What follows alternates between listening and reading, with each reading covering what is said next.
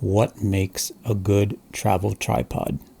Or, if I want to act like I'm some big shot, insecure filmmaker, travel sticks.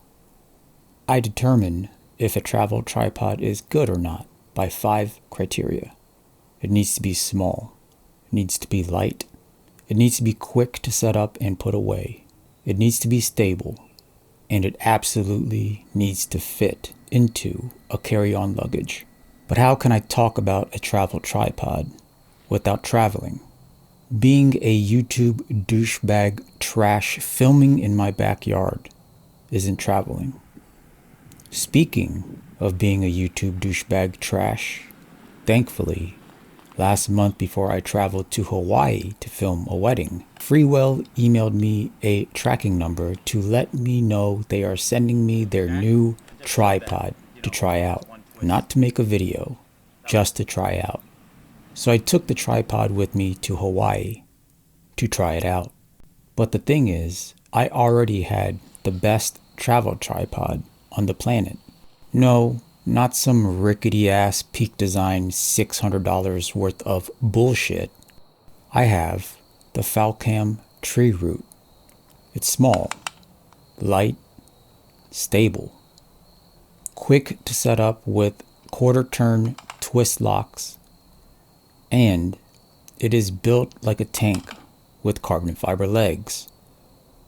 However, other than having the Falcam 38 quick release head, it doesn't do much else. Like most haters that comment on my YouTube, they comment, but they don't do much else. So how does Freewell's new and what they call the real multi-tripod 5-in-1, the worst name on the planet, compare versus the current GOAT of travel tripods? To start off, it does come in this nice case, fresh out of a high-end Chinese sweatshop. It's definitely small, light, and also quick to set up with quarter turn twist locks, but a tad slower than the Treeroot as I have to pull the legs. And in my opinion, it's stable and also built like a tank with carbon fiber legs.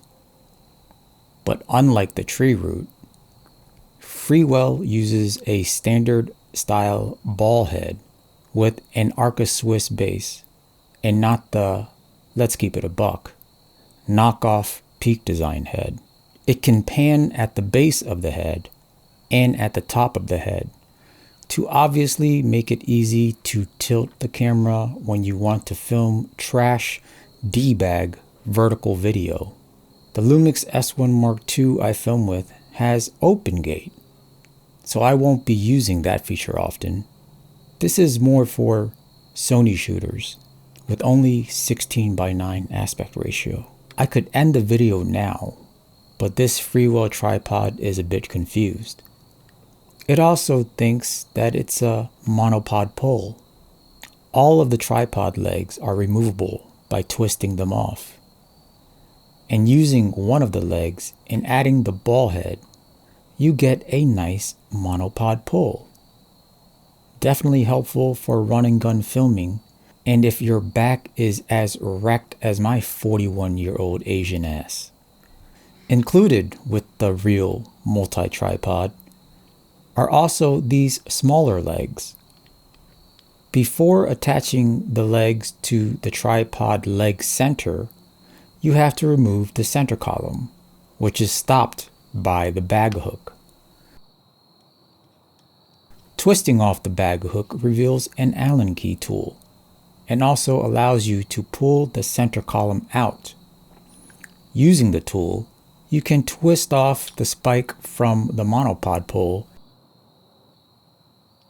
and detach the top of the center column.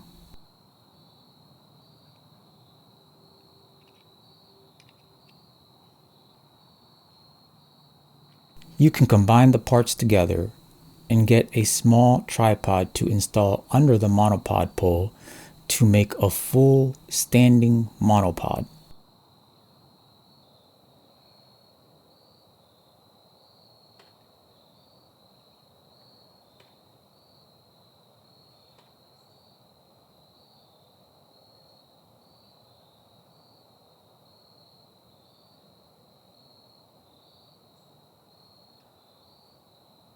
Of course, you can remove the pole from the head and the mini tripod, and you can make yourself a tabletop tripod. But if you are a true tube doucher, what you actually get is a vlogging tripod. Now this dude looks like he is sponsored by StorySpace and a part of Crater. Comparing the max height of the Freewell to the Treeroot, the Freewell has about my Asian appendage size height advantage. That is being generous to my Asian appendage. Freewell comes with 2 quarter thread RE pin mounts, whereas the Treeroot comes with only 1 quarter thread RE pin mount and 1 F22 quick release mount that I don't really care for using.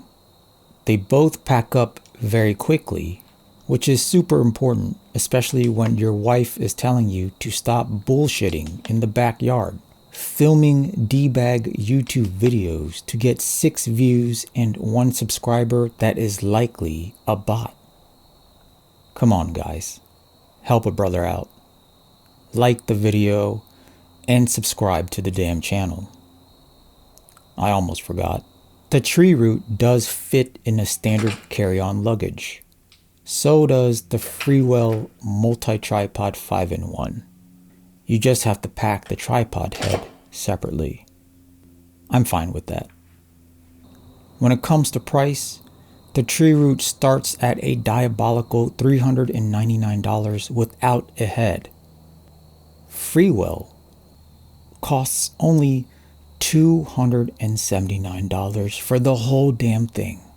Overall, in my opinion, the Freewell Real Multi-tripod 5-in-1 is now the GOAT of travel tripods.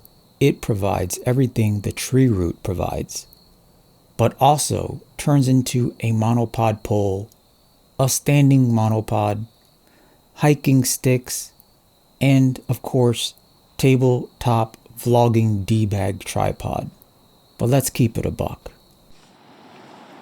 To be a real YouTube douchebag trash, you gotta film yourself vlogging with the full tripod.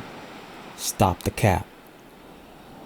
Until next time, lighten up. Hey, man, where you go? Oh, I actually just got back from Sony Condo. Spoke to a bunch of creators. Had a great time. Oh my God, Sony Condo? You're a rat? You say you switched to Lumix? Come on, bro. You know I always keep it a buck. I brought my Lumix S1 II with me. No, man. If you want to be the best, if you want to be professional, if you want to be award-winning, when you sweat, you need to go deep inside. I am not going deep inside any brand. Matter of fact, I won't grow if I don't try out different things. It don't matter now. Lumix, Sony, they both trap now. What are you talking about? Let me show you. Nikon just announced the Nikon CR. It has a big screen and it shoots red raw. Canon C50, it has Canon color shine. Plus it shoots open K, much better than FX3 and Lumix S1II Mark II.